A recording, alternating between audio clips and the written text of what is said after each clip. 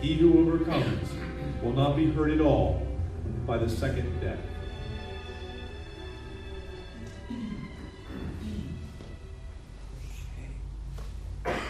Lights, please.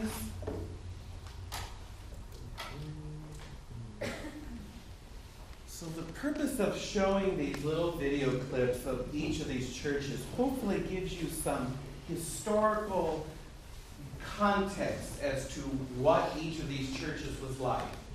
For example, the history of Smyrna being a city that was destroyed and literally brought back to life gives a little bit more perspective when Jesus says, I was the one who died and had come back to life. Right? Because the whole city experienced that. So Jesus is saying, I am greater than the city. Because he is the one that will be for eternally alive. It's also interesting to note, as the narrator said, of all the 7 churches, only Smyrna has a continuous Christian church population still going to this day. All the others have fallen into obscurity. I think that says something. Polycarp, the bishop of Smyrna, was appointed by St. John. He knew St. John, the apostle. And guess who was a little boy at the time of Polycarp's martyrdom? Why? That's a surprise.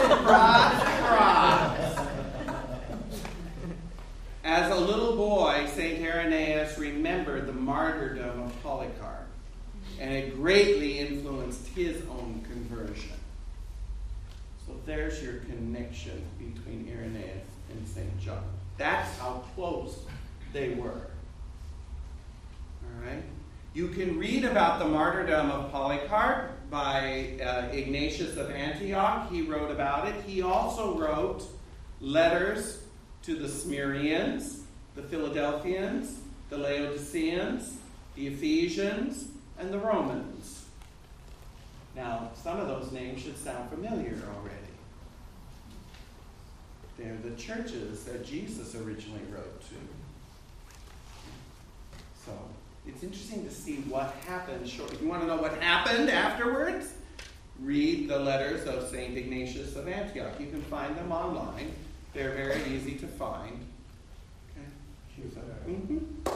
Please explain what does it mean that when they say the liquor shall not be harmed by the second death. What does it mean by second death? Second death. Very good. I'm glad you asked. Turn to Revelation chapter 20.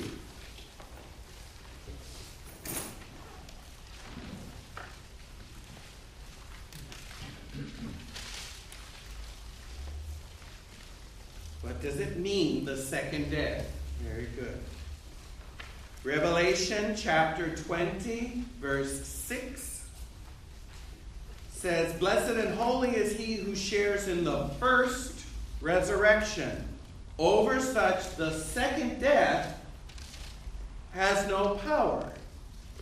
But they shall be priests of God and of Christ and shall reign with him 1,000 years. Jump down to verse 11. Then I saw a great white throne, and him who sat upon it. From the presence earth and sky fled away, and no place for them. And I saw the dead, great and small, standing before the throne. And books were opened. And another book was opened, which is the book of life. And the dead were judged by what was written in the books and what they had done. And the sea gave up the dead in it. Death and Hades gave up the dead in them. And all were judged by what they had done. Then death and hell were thrown into the lake of fire. This is the second death. Did you catch that? Want to know what that second death is? It's the lake of fire. It's into which both death and hell end up. It's the place of eternal judgment. You with me? That answer? Pretty straightforward. The lake of fire. And anyone's name was not found written in the book of life was thrown into the lake of fire. That's the second death. It's the place of the reprobate at the end of time. So for those that did not repent. Those who did not repent. Nor believe, yes. But is the book of life referencing something else, or is that just literally what it sounds like? This is, God doesn't have a library up in heaven. He knows all. He doesn't need these books, but it's a way to give an account for all that you do, and the way you account for something is in a book. Moses references this in Exodus. He says, if you will not forgive this people, blot my name from the book of life. And God says, I will decide who gets blotted out or not. Okay? Is there literally a book? No, it's a place of reckoning. It's who is and who isn't repentant, who hasn't believed, who hasn't been a part of the first resurrection. So if purgatory, then we go to purge our sins before we go to heaven, then would death and Hades be kind of like the in-between holding area before the real hell, being the lake of fire? No, there's a real hell now. It just gets worse in the end. The best way I can describe it. Hell isn't the final end, if you will. The final end is this lake of fire, the second death, if you will.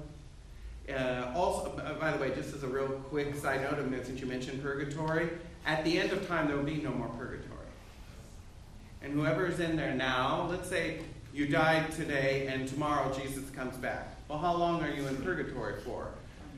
Purgatory doesn't have that kind of temporality to it because with God, we speak of it in terms of temporality. It is a place of holding for purification until that soul is prepared to go into heaven. Well, I've been praying for Aunt Matilda for the last 20 years. How do I know she's out or not? You don't. Well, why do I keep praying for her? Because it's a righteous thing to pray for the living and the dead. Well, what if she's been in heaven all the time? Well, then she knows what to do with those prayers. See, don't worry about that. You know what I'm saying? See, you get a little bit too literal, too caught up in this, and you realize that with God, it's all taken care of. We speak in terms of temporality because we're still here on earth. Am I making sense? You understand? How about the Gregorian prayer? Same idea. None of those prayers grow wasted. If the soul's already in heaven, they'll apply it to someone who needs it. If the soul is in hell and it cannot help them, it'll be applied to those who can. So it doesn't. It won't go to waste. Recital. I want to put this in my brain. Yeah. Yes, Robert. Two comments. They say that it's better to,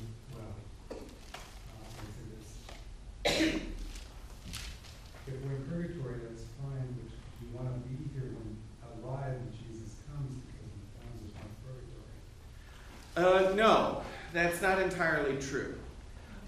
Let's say Jesus comes back tomorrow. Well, I'm not ready to go to heaven fully. I need some purgatory time. Trust me, God knows how to handle that. According to the Catechism, according to the Catechism, when you read the section on purgatory, it talks about this very, very incident. And all we can say is this: God does like a super purge right away and deals with that issue. It is dealt with, and because at the end of time there will be no more in purgatory, no more. It'll be heaven or hell, and that's that. There'll be no. Everyone's going to be with God. Period. Or they're reprobate and they're without God. After we discussed about this before, the word in Hebrew is shao. Sheol. Mm-hmm. Yeah, for great. That's where the soul rests and sleep. And at that time they waiting. And I would pick out an example that the prophet Samuel was called, that he said, Saul, why you disturbing me by calling me up here? That means even the prophet is coming down. Yes. So this is chapter 3, verse 13. Jesus said, no one had gone up to heaven except the one who had come down from heaven, the Son of Man. Correct. So actually, nobody go to heaven, have to wait until he come back. No, that's not true. Moses and Elijah. Yes, they were in waiting until Jesus died. Yeah. When Jesus said that, he was talking about all in the Old Testament that were waiting for his arrival. Everyone was in the grave. They were in Sheol, a place that was not heaven, but it wasn't. It was divided into the reprobate and the righteous. When Jesus came, after his death, he went down into hell, as we say. Right. And when he did, he liberated all those souls that were righteous to go into the presence of God. The reprobates stayed into a place of punishment. From that point forward, from the cross, souls go one of two places: heaven or hell. Simple as that. No one is soul sleeping. No one is waiting for Jesus' second coming to rise them from the dead. They're souls. Their souls are either with God or they're not with God at this point. In the Old Testament, before Jesus came, there was a place of, we call the limbo of the fathers, a waiting period that the Hebrews called the grave or Sheol, where the souls of both the righteous and the wicked were in waiting before that. Because you're right, no one was in heaven until Jesus came. From that point on, your soul goes either to heaven or to hell. It's in what we call the immediate judgment. The immediate judgment. Does that help? Yeah. I want to ask one more. During the trip to Jerusalem, in front of this gate, the gate that when Jesus came in as during the Palm Sunday. Yes. Now it's a cemetery. Yes. Most of them are Jews, and they believe that they're waiting when the Messiah should come back, and that's Correct. all going to open and they're going to raise Correct. us with them. Correct. Yeah. And if you go to Jerusalem to this day, that eastern gate is blocked. Yes, it's blocked. It's been that way since, I want to say, the early 1st century. I want to say that. Don't quote me, but it's been blocked. And you're right.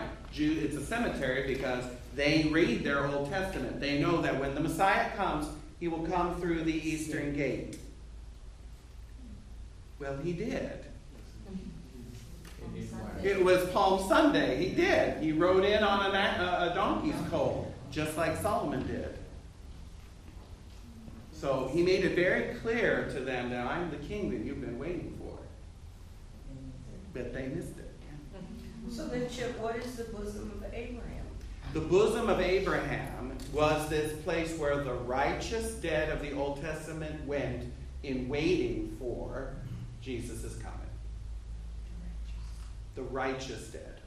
So they're already up there now. Now they are, yes. Mm-hmm. Yes.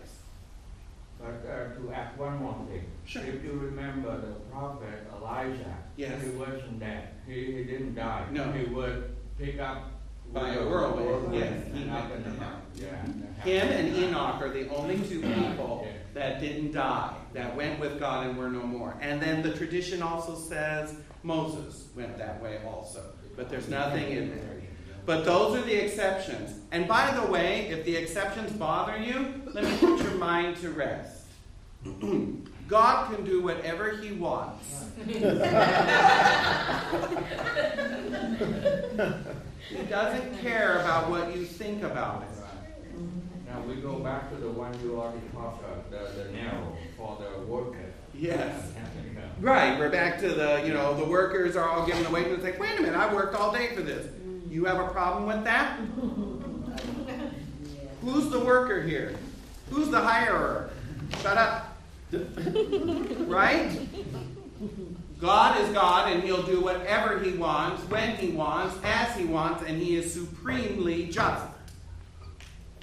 End of story. End of story. If he wants to save someone and take him to heaven in the Old Testament, you know what he can do? He can do it. Through his mercy. Because he is God. End of story. Exactly. So we got to get over this idea that God's unfair, God's this, God that. God is God, and He doesn't care about your opinion. On the contrary, you should care about His opinion. Right? I don't know about you, but God's a little bit more powerful than you and I are.